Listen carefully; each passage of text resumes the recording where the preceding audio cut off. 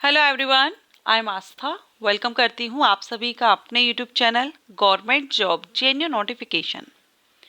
Finally railway recruitment board की तरफ से डिटेल नोटिफिकेशन आरआरबी एनटीपीसी का 2024 के लिए रिलीज कर दिया गया है। अभी आप स्क्रीन पर देख रहे हैं, मैंने ये नोटिफिकेशन ओपन किया हुआ है और इसके जो एप्लीकेशन है वो भी आज से स्टार्ट हो रहे हैं। 14 सितंबर 2024 से इसके एप्लीकेशन से स्टार्ट हो रहे हैं।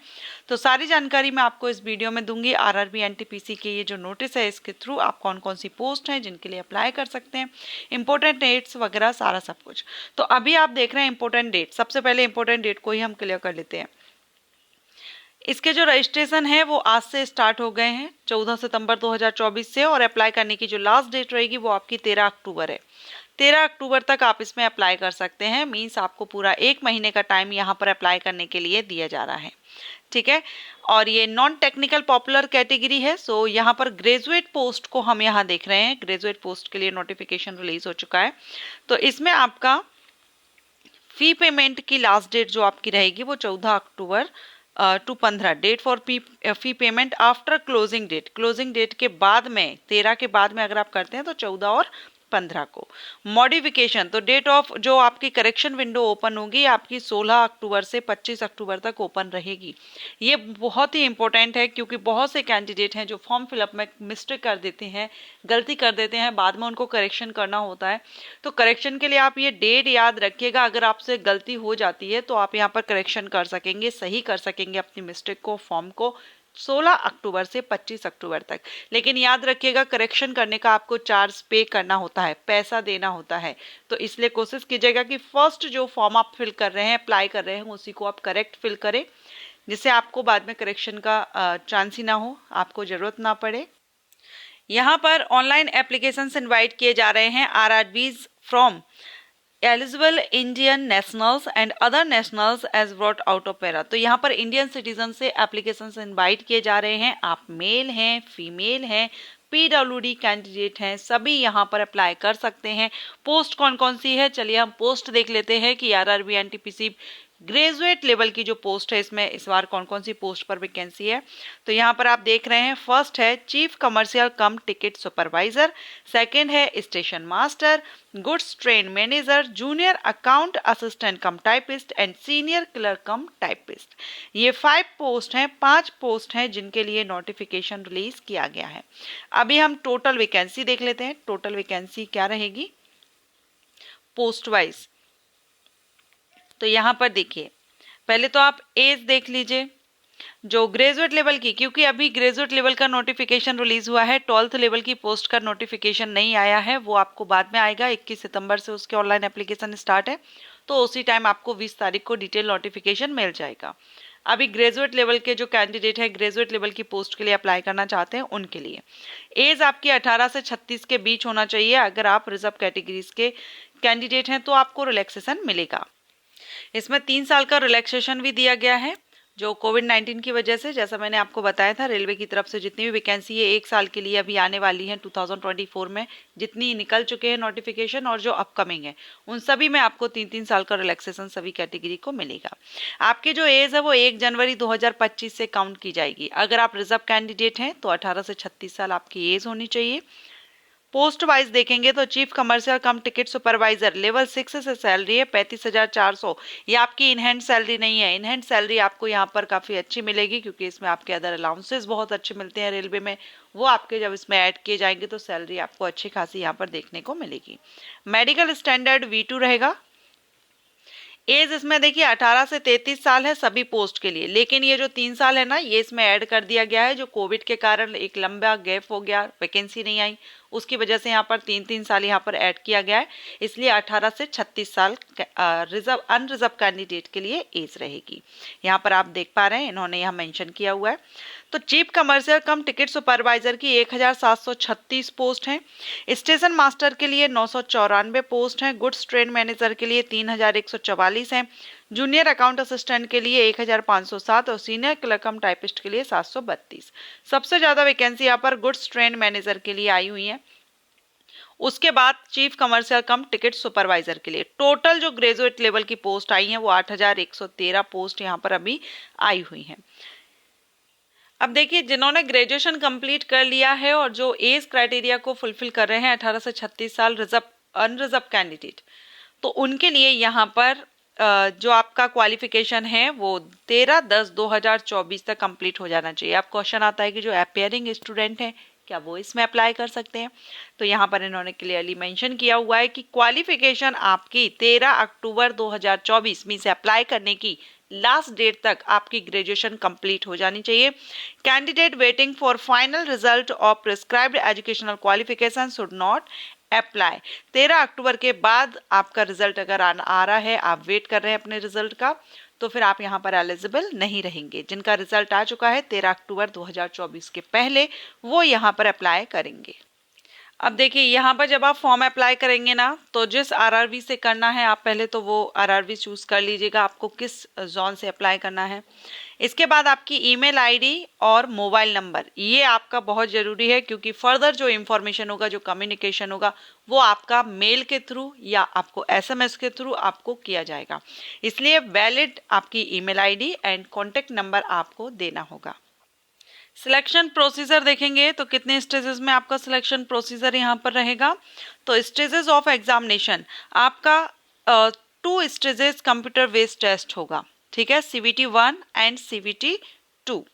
CBT 1 एंड CBT 2 के बाद कुछ पोस्ट होंगी जिनके लिए आपको CVAT देना होगा, कंप्यूटर बेस्ड एप्टीट्यूड टेस्ट, और कुछ पोस्ट होंगी जहां पर आपको टाइपिंग स्किल टेस्ट देना होगा।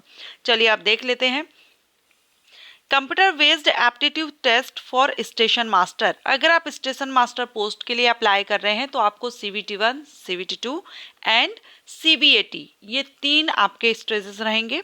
इसके बाद अगर आप अप्लाई कर रहे हैं टाइपिस्ट पोस्ट पर, सीनियर क्लर्क कम टाइपिस्ट या junior account assistant cum typist, ये दोनों के लिए CBT 1, CBT 2 and typing test आपको देना होगा। इसके बाद जो नेक्स्ट पोस्ट है आपकी goods train manager and senior commercial cum ticket supervisor, इसके लिए अगर आप करते हैं तो ये आपका CBT 1 और CBT 2 रहेगा, ना ही इसमें टाइपिंग होगी, ना ही इसमें CBAT होगा, सिर्फ CBT 1, CBT 2 and document verification और मेडिकल एग्जामिनेशन। ठीक है, तो अभी आपको पोस्ट के हिसाब से समझ आ गया सिलेक्शन प्रोसीजर।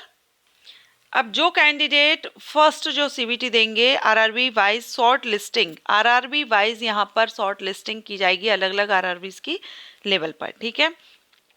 CBT 1 जो क्लियर कर लेंगे उनको CBT 2 के लिए सेकेंड स्टेज का जो आपका कंप्यूटर बेस्ड टेस्ट होगा उसके लिए बुलाया जाएगा, और ये 15 टाइम यानी 15 गुना कैंडिडेट को बुलाया जाएगा। जितनी वैकेंसीज हैं उनका 15 गुना कैंडिडेट CBT 2 के लिए कॉल किया जाएगा।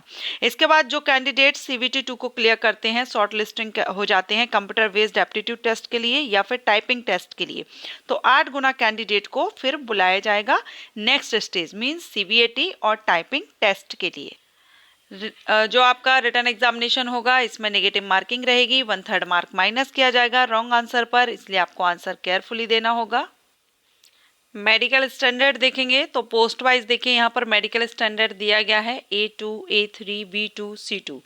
जिस पोस्ट के लिए जो मेडिकल स्टैंडर्ड हो उस हिसाब से आप यहाँ पर देख सकते हैं आप मेडिकली फिट है या नहीं, क्योंकि मेडिकल टेस्ट सभी स्टेजेस के लिए, सभी पोस्ट के लिए है। हमने जो ऊपर वैकेंसी चार्ट देखा था उसमें भी आपने देखा सभी पोस्ट के सामने जो मेडिकल स्टैंडर्ड दिया गया है उस हिसाब से आप मेडिकल स्टैंडर्ड इस चार्ट में आकर के देख सकते हैं। अब देखिए, जो लेसिक सर्जरी थी उससे रिलेटेड मैंने आपको अपडेट भी दिया था, और यहाँ पर भी इन्होंने मेंशन कर दिया है कि जिन्होंने भी लेसिक सर्जरी या अदर कोई भी सर्जरी आपने करवाई है तो वो मेडिकल स्टैंडर्ड A2, A3, जिस पोस्ट पर A2 और A3 मेडिकल स्टैंडर्ड मांगा गया है वहां पर लेजिक सर्जरी वाले कैंडिडेट या अदर सर्जरी वाले कैंडिडेट एलिजिबल नहीं होंगे। जो B2 और C2 है यहाँ पर एलिजिबल हो जाएंगे। Candidate who have undergone LASIK surgery और any other surgery procedure to correct refractory error are eligible for the post having medical standard B2 और C2। तो A2 और A3 के लिए आप एलिजिबल नहीं है, लेकिन B2 और C2 के लिए अप्लाई कर सकते हैं। एज एक बार आप यहाँ पर फिर से देख सकते हैं, ग्रेजुएशन लेवल की पोस्ट है, 18 से 36 साल अनरिजर्व्ड और EWS कैंडिडेट के लिए एज होनी चाहिए, मीन्स आपका वर्थ 1989 के पहले हो, and OBC NCL creamy layer के लिए 1986, SC ST के लिए 1984। And lower limit of date of birth ये यहाँ पर दी गई है 1/1/2007। ठीक है, तो ये यहाँ पर आपका कैटेगरी के हिसाब से बता दिया गया है कि कितनी एज होना चाहिए। और रिजर्व कैंडिडेट जो रहेंगे वो यहाँ पर अपना ये वाला चार्ट भी देख सकते हैं कि जैसे अनरिजर्व कैंडिडेट के लिए 18 से 36 साल एज है, तो 36 में आप अपनी एज यहाँ पर काउंट करते जाइए। जो भी रिजर्व कैंडिडेट हैं उनको यहाँ पर रिलैक्सेशन मिल जाएगा। लेकिन जो कैंडिडेट, देखिए यहाँ पर इन्होंने लिखा है no age relaxation is allowed to SC ST OBC NCL non creamy layer candidate applying against unreserved vacancies. जो अनरिजर्व्ड वैकेंसीज के अगेंस्ट अप्लाई कर रहे हैं उनके लिए यहाँ पर फिर रिलैक्सेशन जो रिजर्व कैंडिडेट हैं उनके लिए नहीं मिलेगा। एजुकेशन क्वालिफिकेशन, तो ये ग्रेजुएट लेवल की पोस्ट है, सो एनी ग्रेजुएट कैंडिडेट यहाँ पर एलिजिबल रहेंगे, अप्लाई कर सकते हैं। इसके बाद एग्जामिनेशन फीस आप देख लीजिए, तो अनरिजर्व कैंडिडेट के लिए 500 रुपये एप्लीकेशन फीस रहेगी। PWD, female, transgender, SC ST, ex serviceman, इन सभी के लिए 250 रुपये रहेगी। और ये जो फीस आपकी रहेगी यहाँ पर ऑनलाइन आपको पे करना होगा। और इसमें से आपका जैसे 500 रुपये आप फीस पे करेंगे तो इसमें से आपका 400 आपको रिटर्न हो जाएगा जैसे ही आप फर्स्ट CBT स्ट्रेस को अटेम्प्ट करेंगे, अपेयर होंगे आप CBT 1 में, तो 400 रुपये आपके अकाउंट में आपको ट्रांसफ़र कर दिए जाएंगे। इसी तरह से यहाँ पर 250 रुपये आपको ट्रांसफ़र कर दिए जाएंगे। जो 250 रुपये पे कर रहा है उसको 250, जो 500 कर रहा है उसको 400 रुपये ट्रांसफ़र कर दिए जाएंगे। फर्स्ट CBT अपेयर आप होते हैं, आप फर्स्ट CBT एग्जामिनेशन देते हैं, तो उसके बाद आपको ये जो फीस है वो रिफंड कर दी जाएगी। अब देखिए EBC जो रहेंगे ना, इकोनॉमिकली बैकवर्ड क्लासेस, तो इसमें वो कैंडिडेट आएंगे जिनकी फैमिली एनुअल इनकम 50,000 से कम है। ओके, साथ में यहाँ पर ये भी दिया गया है, इसको भी आप एक बार देख लेंगे। EWS कैंडिडेट के लिए दिया गया है फैमिली एनुअल इनकम एंड जो अदर जो भी रेजिडेंशियल फ्लैट्स है या आपकी ज़मीन है उस हिसाब से यहाँ पर आपको बताया गया है, तो ये आप एक बार चेक कर लीजिएगा। अब देखिए रिक्रूटमेंट प्रोसेस में जो आपका CBT 1 होगा, first stage computer based test, ये सभी पोस्ट के लिए कॉमन होगा और इसमें आपका 90 मिनट की टाइमिंग दी जाएगी। जनरल अवेयरनेस से 40 क्वेश्चन, मैथमेटिक्स से 30 question, general intelligence and reasoning से 30 क्वेश्चन, टोटल 100 क्वेश्चन रहेंगे। And the examination duration will be 120 minute for PWD candidate. PWD candidate को 120 मिनट दिए जाएंगे एंड नॉर्मली अगर देखें तो 90 मिनट का टाइमिंग आपको इसमें दिया जाएगा। 100 क्वेश्चन 100 मार्क्स के रहेंगे एंड 1/3 मार्क माइनस किया जाएगा अगर आप रॉन्ग आंसर देते हैं, और ये सभी पोस्ट के लिए रहेगा। सो यहाँ पर CBT 1 स्टेज अगर आप क्लियर कर लेते हैं तो CBT 2 के लिए 15 गुना कैंडिडेट CBT 2 के लिए कॉल किए जाएंगे। अभी आप यहाँ पर CBT 1 का सिलेबस देख रहे हैं नोटिफिकेशन में, इस पर मैं अलग से आपको वीडियो बना दूंगी। सेकेंड स्टेज, तो सेकेंड स्टेज जो CBT रहेगा वो आप देख लीजिए, इसमें भी आपको 90 मिनट की टाइमिंग है। जनरल अवेयरनेस से 50 क्वेश्चन, मैथमेटिक्स से 35, जनरल इंटेलिजेंस एंड रीजनिंग से 35, टोटल 120 क्वेश्चन रहेंगे, 120 मार्क्स के रहेंगे। 120 क्वेश्चन 120 मार्क्स के रहेंगे। इसमें भी नेगेटिव मार्किंग रहेगी, 1/3 मार्क माइनस किया जाएगा अगर आप रॉन्ग आंसर देते हैं। इसके बाद यहाँ पर आपका एक बार इस चार्ट में हम देख लेते हैं जिससे आपको सारा सब कुछ क्लियर हो जाएगा।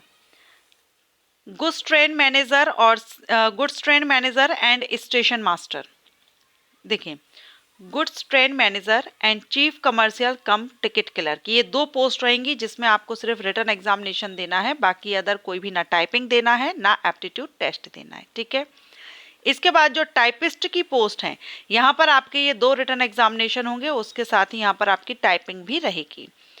नेक्स्ट जो पोस्ट यहाँ पर रहती है वो है स्टेशन मास्टर की। स्टेशन मास्टर की जो पोस्ट है इसमें आपको रिटन एग्जामिनेशन देना होगा और कंप्यूटर एप्टीट्यूड टेस्ट देना होगा। क्लियर है कि CBT 1 और CBT 2 सभी पोस्ट के लिए सेम रहेंगे, बस लेवल भी सेम है, ग्रेजुएशन लेवल की पोस्ट है, तो सब सारी पोस्ट के लिए सेम रहेंगे। टाइपिस्ट की जो पोस्ट है वहाँ पर आपको रिटन एग्जामिनेशन CBT 2 के बाद में टाइपिंग टेस्ट देना होगा, और जो स्टेशन मास्टर है इसके लिए CBAT देना होगा। बाकी यहाँ पर जो ट्रेन्स मैनेजर हो गए एंड सुपरवाइजर, इनके लिए सिर्फ CBT 1 CBT 2, उसके बाद डायरेक्ट आपका मेडिकल और डॉक्यूमेंट रहेगा। ओके, एग्ज़ाम लैंग्वेज देखेंगे तो ये आप यहाँ पर एग्ज़ाम लैंग्वेजेस देख रहे हैं। जो भी आपका मीडियम है, जिस लैंग्वेज में आप अपना एग्ज़ाम देना चाहें उस लैंग्वेज में आप एग्ज़ाम दे सकते हैं। हिंदी इंग्लिश में तो दे ही सकते हैं, साथ में अदर लैंग्वेजेस भी आप यहाँ पर देख रहे हैं। हिंदी, गुजराती, बंगाली, असमीज़, मणिपुरी, मराठी, उड़िया, पंजाबी, तमिल, तेलुगु, उर्दू, कोंकणी, मलयालम, कन्नड़, तो इन लैंग्वेजेस में भी आप अपना एग्ज़ाम दे सकते हैं। Complete the balance field mother tongue, ठीक है। Bank account detail of for refund, तो आपका जो फीस रिफंड आएगी उसके लिए बैंक डिटेल आपसे मांगी जाएगी। अब यहाँ पर आप ये आरआरवीज का देख रहे हैं। आप जिस आरआरवी से करना चाहें अप्लाई, आप जहाँ से बिलोंग करते हैं आप वहाँ से अप्लाई कर सकते हैं। उसी की वेबसाइट पर जाकर के आप अप्लाई कर सकते हैं।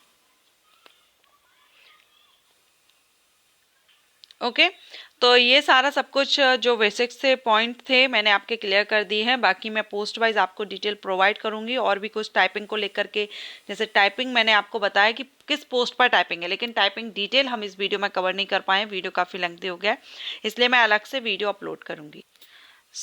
ये वीडियो अगर आपको अच्छा लगा हो, वैकेंसी अपडेट पसंद आया हो और आप इस वैकेंसी का वेट कर रहे थे, वीडियो को लाइक एंड शेयर कीजिएगा, चैनल को सब्सक्राइब करके रखिएगा। Thanks for watching.